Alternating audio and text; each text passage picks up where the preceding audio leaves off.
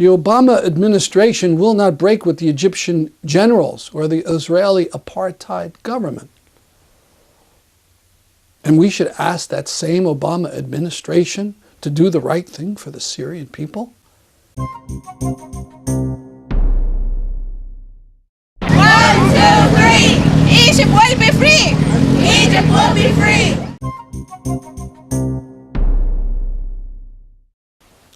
I'm Stanley Heller, host of the Struggle Video News. Our parent group is the Middle East Crisis Committee, which has been active since the early 1980s.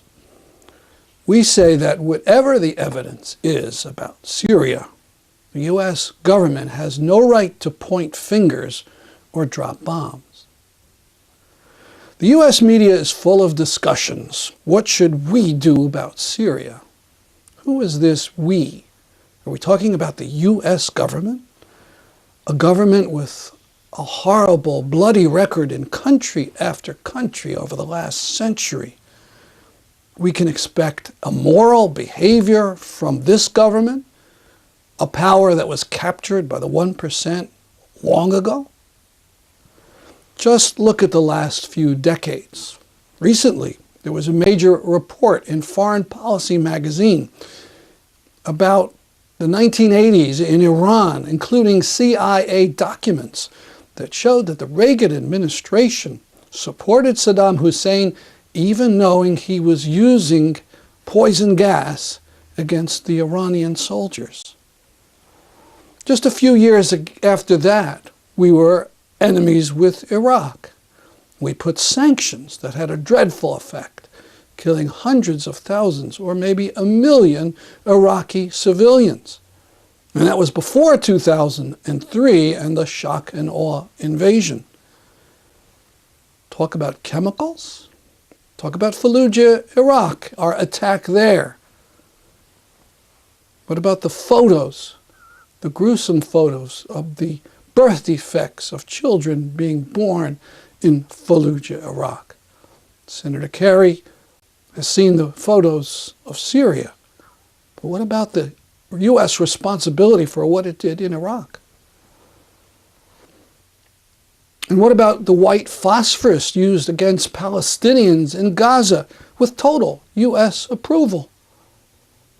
And if all that is ancient history, what about 1 month ago when the Egyptian generals, who are generously supplied with U.S. tax money, launched a coup and established a military government? The Obama administration will not break with the Egyptian generals or the Israeli apartheid government. And we should ask that same Obama administration to do the right thing for the Syrian people? It's not logical. I can understand the agony and desperation of the Syrians who I saw demonstrating in West Hartford a few days ago. They want a solution. They want action. But what does the U.S. want in Syria?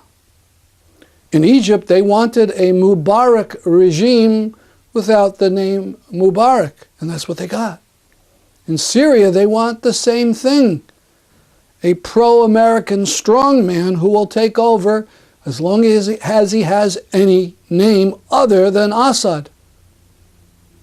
Is that what Syrians have died for? Iraq had it bad under Saddam, no doubt. But look at it today, after a decade of U.S. help. A total ruin, with 1,000 dead a month from assassinations and bombings. Is that what Syrians want for Syria? Now, we've seen the videos and the photos of the chemical deaths in Syria. Horrible. But what is the evidence about what happened and who is to blame? Last week, the White House released its Syria assessment. It said it had proof that Syrian officers had discussed the chemical attack. But where is the evidence? There wasn't any in that 4-page assessment. For instance, the White House did not name any Syrian officer, did not provide the press with the audio that they said they intercepted. Didn't even have a transcript of the supposed remarks by the Syrian officers. Incredible. There was no evidence in that 4-page assessment, just claims that they had evidence. Incredible. You know, a few years ago when Colin Powell sold us on the Iraq War, he had all sorts of pictures and charts, photos. Yes, it was slanted and based on falsehood, but they pretended to have evidence. But now on Syria, nothing. Well, what about Congress? Congress was shown the real stuff, to be sure. But listen to what a Democratic congressman said this morning, Alan Grayson of Florida. He said, not a single member of Congress has actually seen the underlying document. What's been provided to us so far is a 4-page unclassified document. And if we go down to the bowels of the congressional facility here, a 12-page classified document. But that classified document cites 300 underlying intelligence reports, none of which have been released to any member of Congress, despite the fact that we all have classified clearance. The same congressman who's on the Foreign Relations Committee publicly asked Secretary of Defense Hagel to see the transcript of what the Syrian officers actually said. Hagel's answer was breathtaking. It's probably classified, he said. So the Congress, all of the congressmen and women, will have to just trust the administration. Trust the U.S. government after what it claimed about Saddam Hussein's weapons of mass destruction, his nuclear bombs, his missiles topped with VX gas, his mobile germ warfare labs, his bottles of smallpox virus, his stores of anthrax, etc., etc., none of which was ever found, all of which was non-existent or invisible. Just trust U.S. intelligence this time to get it right. Sure. Reports in the media say that Israel is the source of the supposed communications of the Syrian officers. Trust Israel, whose government loved to have Arab countries demolished one after another? Is that the source of the communications? Why can't we hear the original Arabic audio of what these Syrian officers said? And why can't we be honest about the forces in Syria? We know Assad has savagely repressed the Syrian people. Their peaceful demonstrations were brutally attacked, unmercifully. But let's also admit that as soon as the rebellion broke out, Saudi Arabia and Qatar, with a wink of approval by the United States government, sent in all kinds of religious fanatics from all over the world to hijack the democratic rebellion and to turn it into a religious war. Can anyone now name a rebel fighting unit in Syria dedicated to democracy? Syrian rebel forces are filled with Al-Qaeda, who openly fly the black Al-Qaeda flag. In September, do I have to remind Americans about Al-Qaeda and Osama bin Laden? Is there an American Lincoln Brigade in Syria? Or is there at least one named after a Palestinian or Syrian democratic leader?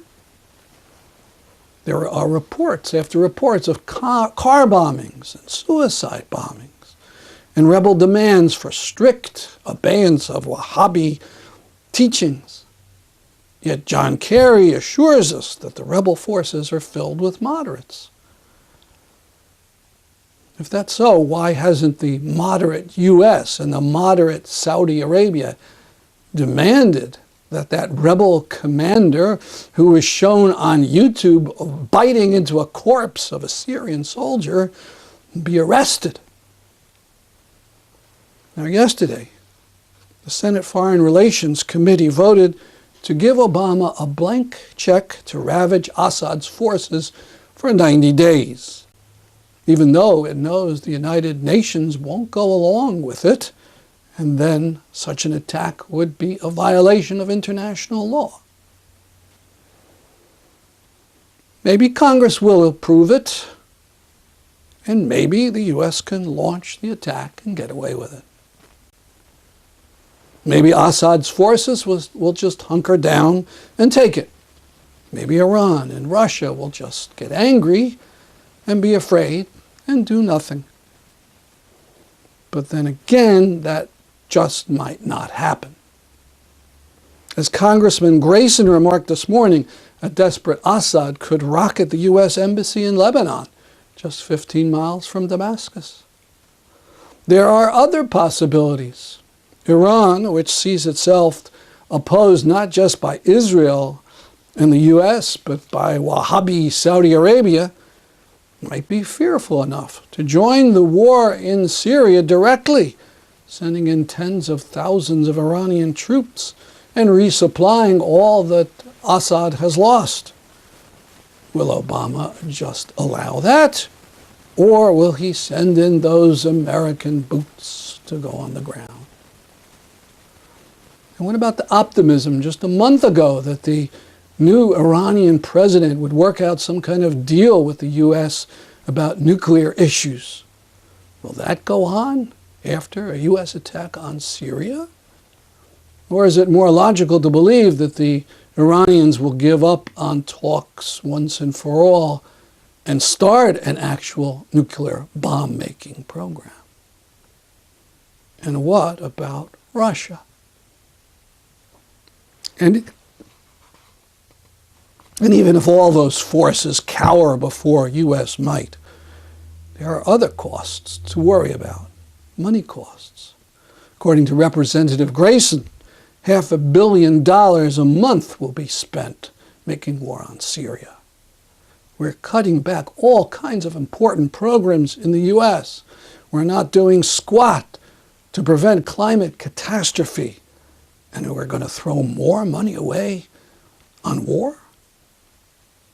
We believe that the best thing for Syria would be for all foreign forces to butt out, to end their proxy wars, for Syrians to sit down with each other and to figure out a way to end tyranny and religious hatred and to build a democratic and prosperous society.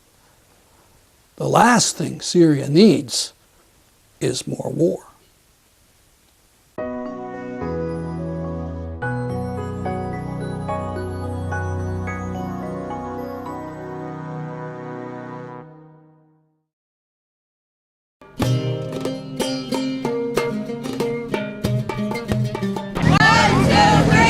Egypt will be free! Egypt will be free! Down, down, Sisi! Down, down, Sisi! Down, down, Sisi! Free, free Egypt! Free, free Egypt! Down, down, military! Down, down, military!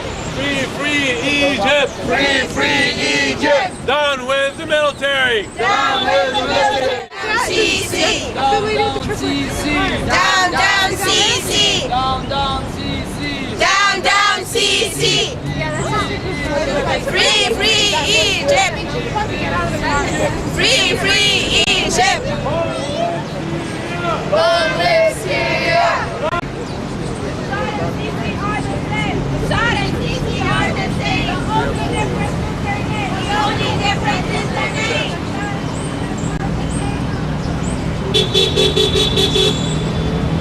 1, 2, 3. 1, 2, 3.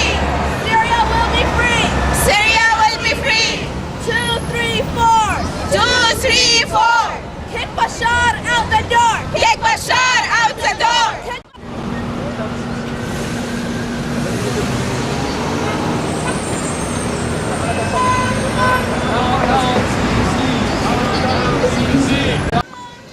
So here we have another demonstration about Egypt in the same spot. What has transpired in the last couple of weeks? Well, as a matter of fact, I mean, you saw what happened in the news with the crackdown of the military on the Rabia Square and the Renaissance Square, and there's hundreds of people that died. Beside that, there was a huge campaign, media campaign, that was waged to suppress any dissenting voice and to only allow the narrative of the generals to be prevalent in the Egyptian scene. However, today we saw people coming out on the streets in many different places in Egypt, demonstrating, daring the generals and daring the army to stop them, calling on the leadership of the military to be held accountable to what they have done. And these are people who represented a wide range of political spectrum in Egypt. How big were the crowds today, would you say? We saw some hundreds of thousands at least. I mean, I've seen some marches that were stretched for along, streets and covered many areas in Egypt. So I don't think it is the same crowds that we saw back in Tahrir Square. Don't forget that the military have blocked many of the entrances to these big squares. As I said, there's a wide range campaign trying to paint anybody who's going to speak against the military as either pro-brotherhood or pro-terrorist groups and so forth. But I think as this keeps going and as the military keeps inching more and more closer to the Mubarak era, I think the people are seeing what happened. The fact that Mubarak was let out of prison, do you think that has opened up some eyes? I think so too. I mean, I think it was ironic that the same day where the military and the security forces was rounding up political leaders from the opposition, from the Brotherhood, arresting them, at the same time they allowed Mubarak to walk free. And I think that was a wake-up call to a wide range of Egyptians who were, in a sense, sitting on the fence, watching what is going to transpire after this, believing that this is a struggle between the military on one side and the Brotherhood. I think when they saw Mubarak walking free after all what he has done to Egypt and to the Egyptians, it compelled them to step forward and say, this is not about the Brotherhood anymore. This is about the future of Egypt. So you think more liberal and left elements are involved in the protests now? I think more and more we are starting to see some secular, some people from the left are stepping in and joining the people on the streets to protest against the generals. The crowds are not, as I said, as large as we saw before. However, these signs that we saw today, in the way there was a lot of young people on the streets, a lot of them, as I said, represented many different fractions of the political scene in Egypt, and that only tells us that a pressure is mounting on the military leadership in Egypt. Thank you very much. Thank you. Fatima, could you explain your sign and your feelings about the situation in Egypt? This sign becomes an international sign now in support of people that killed, in Rabaa. This is a place where they will be gathering in millions, supporting, or protesting against the military coup. This is in Cairo? This was in Cairo. This place called Rabaa is famous in Cairo. The people, instead of Tahrir Square, they were gathering in Rabaa Square. And that Rabaa Square, they hold about sometimes between 3 million to 5 million people. So it was really, really big protesting, and the people just, didn't want to go home, wanted their freedom. They want their, end the military coup. But they didn't listen to the government didn't listen to them, and they massacred them, they killed them, they burned them, they squished them. We have thousands killed in one day, matter of hours that day. So this sign is in support of those people, and this become international sign now that show support of, those protesters that some of them killed, with the cold blood. And how do you feel about the question of the United States sending money to the Egyptian military? There's some question that it may have been suspended for a while, but generally we give about $1.5 billion. I'm in support of not to send military aid to Egypt. The reason for that, because that aid doesn't reach the people that in need for that. They actually distribute it among leaders, and that's it. And those are the leaders that are oppressing the people with this money. Thank you very much. You're welcome. Okay, this is our message today. We don't want more aid to military anywhere in the world. We need our money back here. Our money has to be spent on us in here. We don't want any aid to any military all over the world. If you want to aid anybody, aid the civilians, the poor, the needy, not the military generals to kill their own people.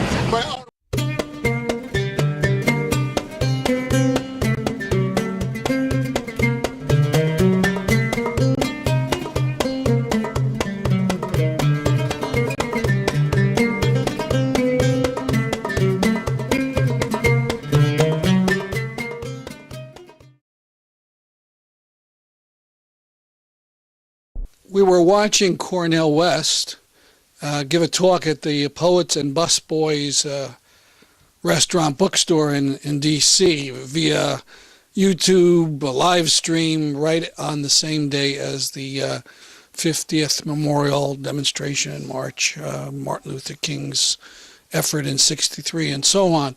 And one of the people he brought up was Stokely Carmichael.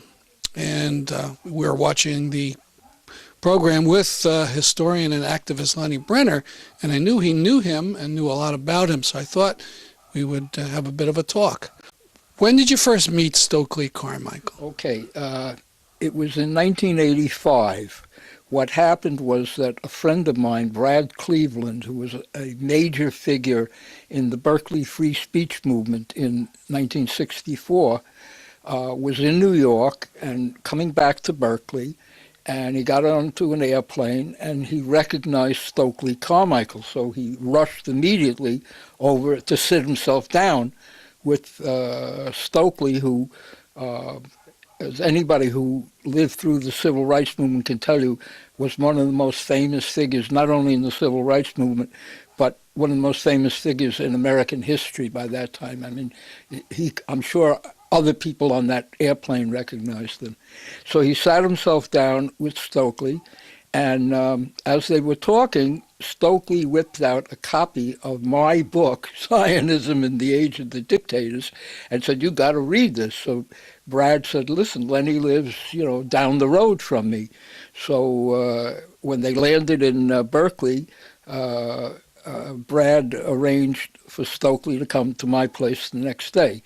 And what Stokely was coming out to Berkeley for was a anti-South African apartheid rally at the University of California.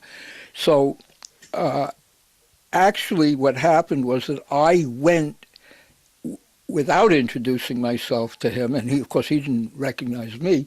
I went to the rally that he was speaking at because I wanted to catch an up-to-date picture of his politics before we actually met. And what pleased me more than anything else about that speech was, remember, this is an anti-apartheid rally, was, of course, he spoke against Zionism, which I expected because he was going to see me later in the day. But he also made one point, he says, and also we must support the Irish movement against British imperialism. It doesn't matter what the Irish here think of blacks. In Ireland, they are fighting British imperialism. And that made a very big impression on me because up until that time, my image of Stokely was based on both the civil rights movement and the fact that he was the one that made whites leave SNCC, so that it became an all-black organization. I mean, did he come up with the phrase Black Power, or was he the one that most Well, popularized? he didn't come up with it, but he was the one who definitely popularized it. I mean, let me put it this way. I know he wasn't the one because I read that, somebody else did it, but it was totally identified with him. But as I say, as I realized then that what he was, when he was talking about, that we need a all-black organization, in the 60s, what he meant was quite legitimate. In other words, a black liberation movement should be run by blacks. I mean, understand, the NAACP more whites on its founding board of directors than there were blacks. Okay, that kind of thing. So then I went back. But he wasn't anti-white. No, I'm saying, in other words, that he was very clear that it didn't even matter that the Irish in America were anti-black. He was an opponent of imperialism, and therefore, he, at a rally against apartheid, he actually brought up the whole issue of Ireland. All right, so that made a very big impression on me. And then later in that day, he came to my house. Now, the only way it was one of the big events in my life, to be quite frank. It would be as if in 1790, Thomas Jefferson came to my house or something like that. He was that identified with the civil rights movement. And what we did was, we had a very good chat, and we set up a committee against Zionism and racism. Now, this is in California. Yes, but in other words, it would theoretically be nationwide. But we did this in Berkeley, California, and we continued to work together until he died in 1998. Now, when I mean by work together, Stokely. Now, by the way, I should mention something right off. When he came to my house, he was calling himself Kwame Ture. Okay, he had changed his name. But, it would be as if Babe Ruth changed his name. No one would ever think of calling him anything other than Babe Ruth, And Stokely was simply a household name, Now, that's our program for today. See you next week at this time. I'm Stanley Heller, and this is The Struggle.